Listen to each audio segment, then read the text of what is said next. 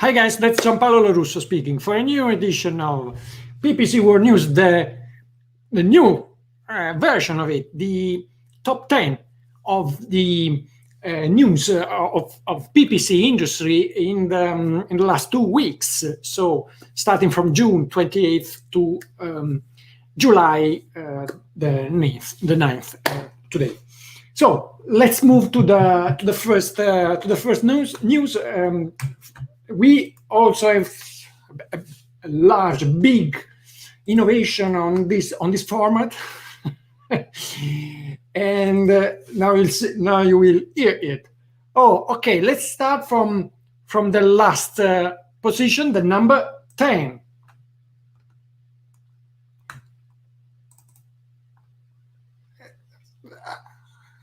It's all right.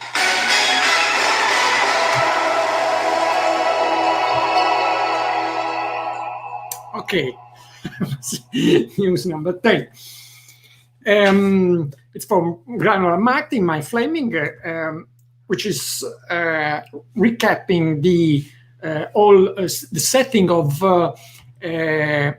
events ads in LinkedIn, with some tips on how to create campaigns and resources to optimize them, useful resources coming directly from LinkedIn and not. So that's the 10th place, a good read. I invite you to have a look. Number 9.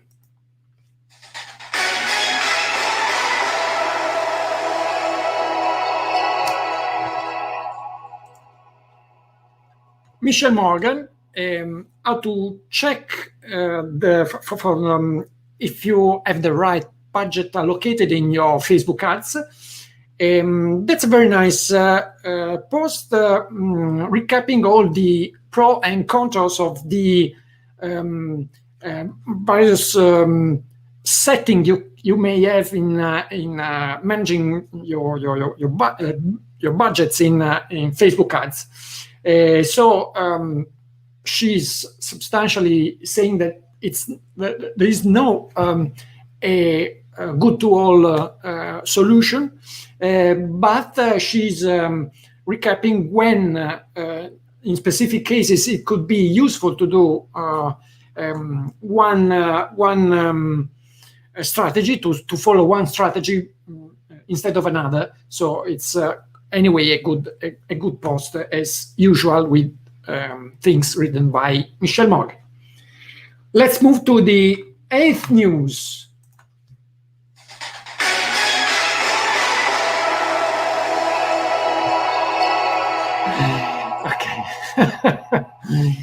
Okay. Kirsten McCormack, it's an evergreen post, this one, but it's a very useful one. It's a nice recap of what could be all the copywriting strategies, copywriting techniques to use in both in Google Ads, Facebook, and everywhere you need a copy, a text to impress people and have them buying or contacting you. That's a nice read. So it's a rich, a place rich of new ideas, suggestions on how to write your ads. So I recommend you to have a look to it. Let's move to the number 7.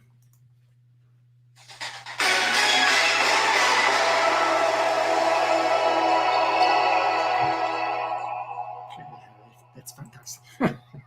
Okay, Microsoft is expanding dynamic remarketing to some verticals, specifically in some hotel vacation rentals, in automotive market, entertainment, events, and travel industry.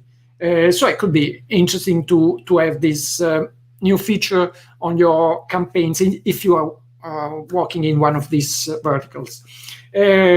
They've changed also some user interface options to let people have a better targeting in market audiences. So that could be useful. Automatic bidding is coming to audience network, if you have it in your country.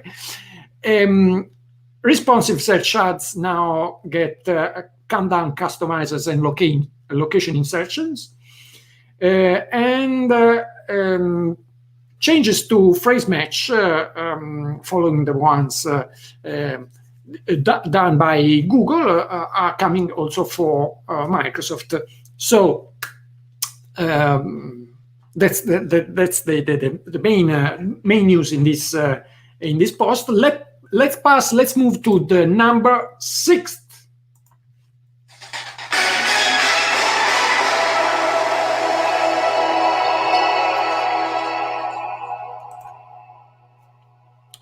News from Google itself. Broad match modifier is everything good has to come to an end. And Google officially stated that the last day we will permit it to use broad match modifier. The plus is before words to have Google to stick a little more on the meaning of the word, unless targeting everything which resembles lately what we are writing in the keywords. It's running to an end of August the 2nd. Someone suggested to have the new phrase match with audience observations coupled with audiences to have a sort of limited, not a phrase match, but extended match, the regular match, the default matching type with audiences in targeting mode, to have a little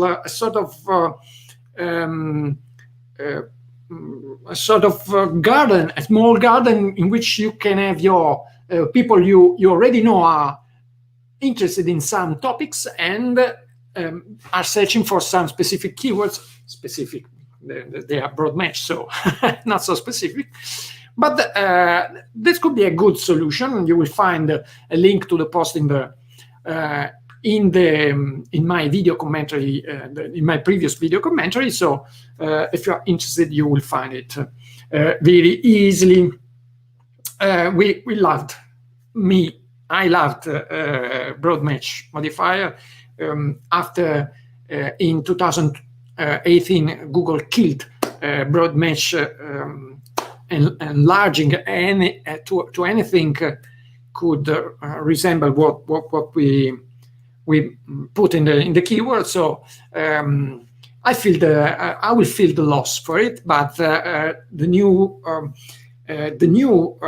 expanded match, the new broad match, seems to be a little better than what we had in 2018. So let's see. A lot of colleagues are switching to, at least for scouting campaigns, to broad match. Well, let's pass to number 5.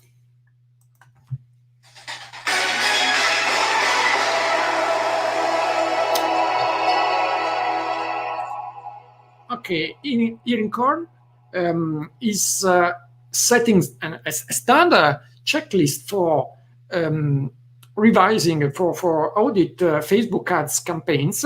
There's nothing particularly new, but I like the scientific approach to this checklist, and it covers all the main aspects of Facebook ads promotion. So, in my opinion, it's a very good read, and I suggest you to have a look to it. Okay, let's move to the news number 4.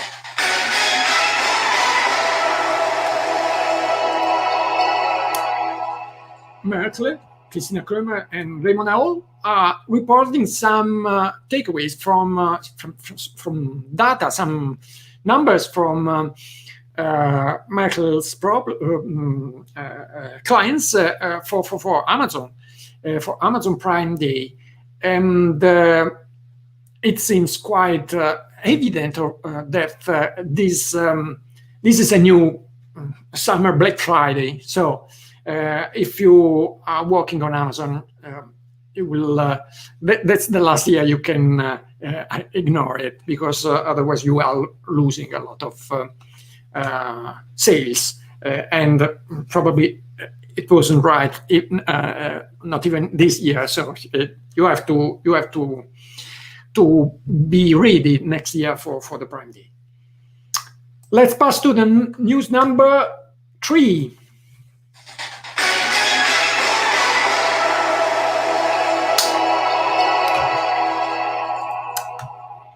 Top 3. Tenuity, a post by Monica Klepper, Tara Johnson actually, which is reporting what Monica Klepper is writing. And these are 5 best practices to test feed optimization, product feed optimization. This is quite important now, because as you know, in smart campaigns, in smart shopping campaigns, you can do practically anything except from separating products and running different campaigns with different targets. But these tips are interesting because they are working on a previous stage on the optimization of the product listing. So they're working for all formats, all kind of shopping campaigns, both in the standard one or the new smart one. So have a look to this news. News number 2, second place for this week.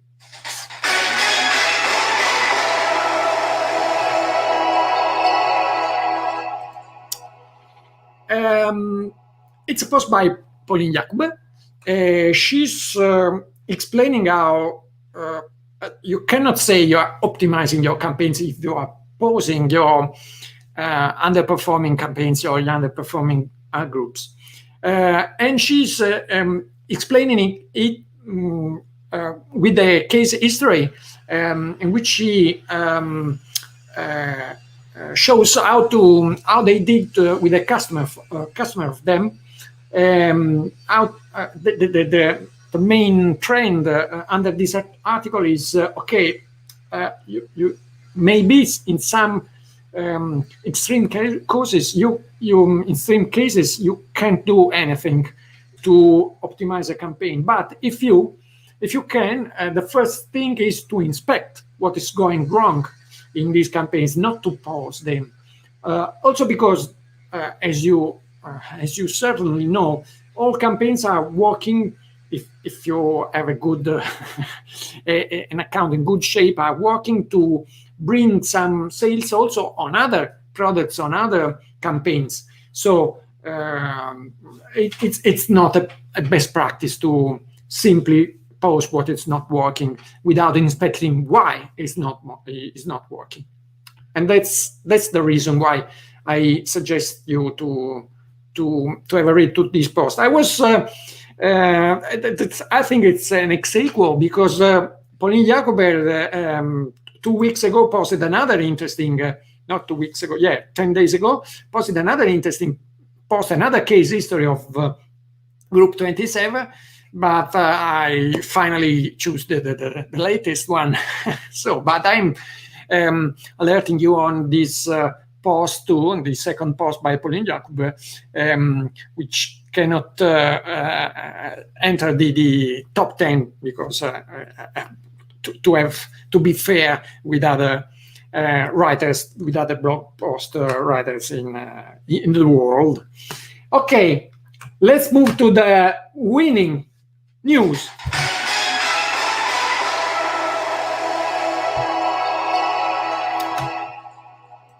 The piece of news number 1 in these 2 weeks is from Microsoft. That's surprising in itself. I'm not being paid by Microsoft, to be completely clear.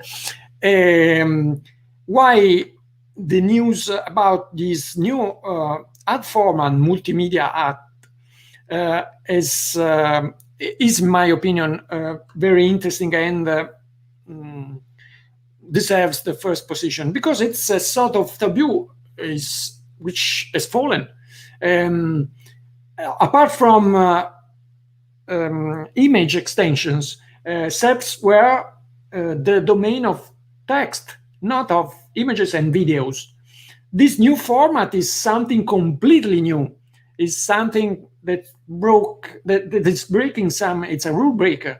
So it's breaking a long tradition. I don't know if Google is going to follow this example, but it's something which may be quite disruptive in our market, especially if Google decides to follow this example. So that's all for this edition. And may the ROI be with you. Ciao.